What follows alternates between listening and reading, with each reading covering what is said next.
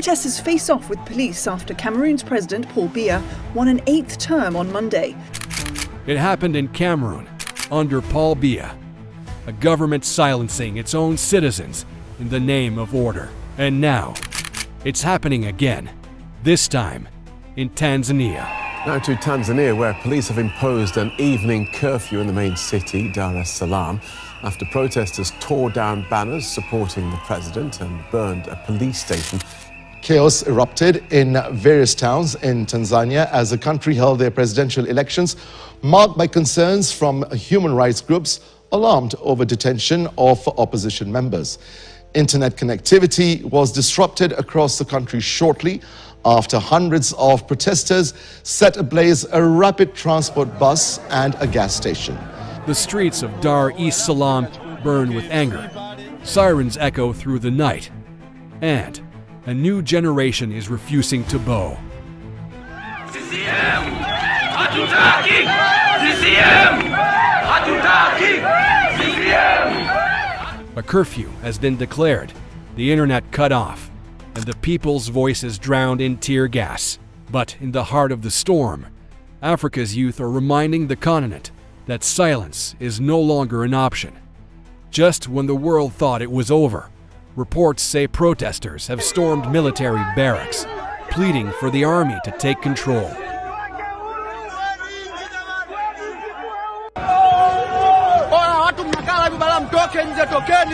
In what was meant to be a moment of democracy, Tanzania has found itself repeating the mistakes of others. Just like Cameroon, under Biya's iron rule, the government faces its own people, not with dialogue, but with force.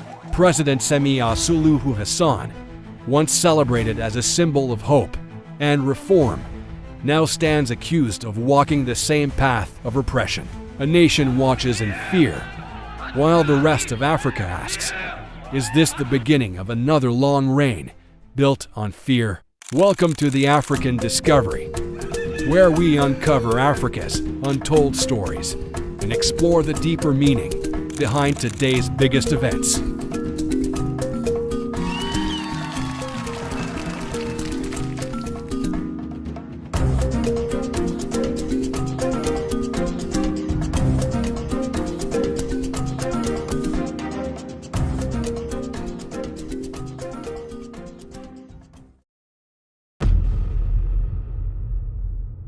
On what should have been a day of democracy, chaos unfolded across Tanzania. In Dar es Salaam, the beating heart of the nation, peaceful protests quickly turned violent. Demonstrators demanded electoral reforms and freedom of political expression. But instead of listening, authorities answered with force. The police fired tear gas, protesters set vehicles ablaze, and hospitals began to overflow with the wounded. By nightfall, the government imposed a strict curfew, ordering citizens to remain indoors after 6 p.m. 2 people, a civilian and a police officer, were killed during election day demonstrations in Tanzania, with the state putting the city of Dar es Salaam under 6 p.m. curfew, following a tense election day marked by protests and unrest across many parts of the neighbor to the south. Dar es Salaam Special Zone Police Commander Jumanne Muliro did not specify, however, when the curfew is expected to be lifted. The message was clear. Dissent will not be tolerated. Even more chilling, the internet went dark.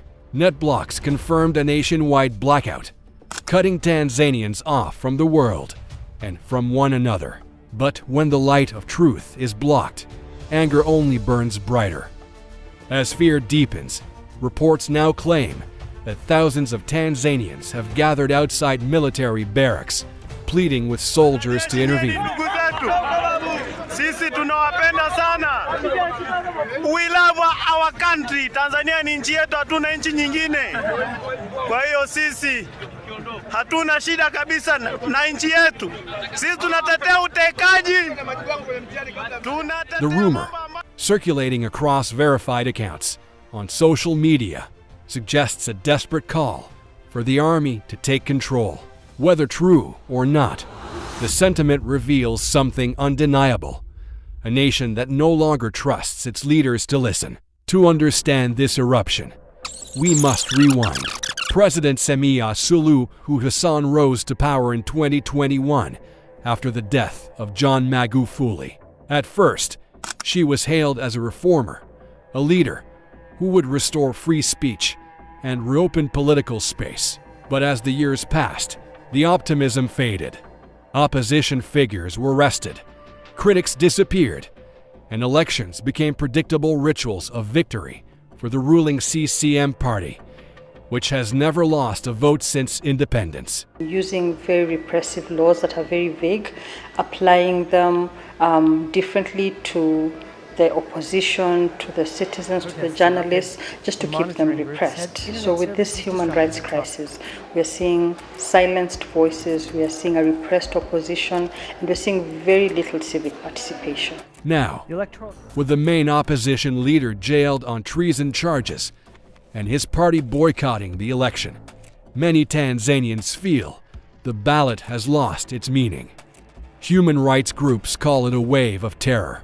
The government calls it maintaining peace. But peace built on fear is not peace. It's control.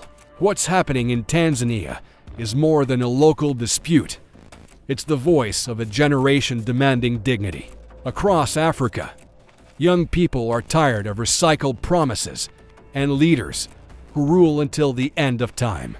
And now, from Dar es Salaam to Yaoundé, they're drawing a line in the sand.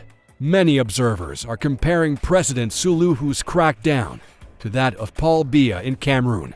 Both leaders face growing youth movements. Both rely on security forces to silence protest. And both stand accused of betraying the ideals they once swore to protect. The only difference, this time, it's a woman leading the charge. And that makes it even more shocking. Is President Suluhu following the footsteps of Paul Biya? Or is she trying to prove that repression has no gender? Either way, the result is the same: silence, fear, and resistance. Tonight, Dar es Salaam is under curfew. Shops are shuttered, roads deserted, and the air heavy with uncertainty. In the border town of Tunduma and the city of Mbeya, demonstrations have spread. Small flames of defiance flickering across the nation. Tanzanian youth say they will not back down. "We are tired," one protester told the BBC. "We just want an independent electoral commission, so every Tanzanian can choose the leader they want." The government insists the election was free and fair. But fairness cannot live where freedom is dead. This is not an isolated storm. It's part of a continental awakening. From the protests in Senegal to the uprisings in Cameroon, Africa's Gen Z has become a force that refuses to be silenced. They are connected, fearless, and ready to challenge power, whether it wears a suit, a uniform, or a smile.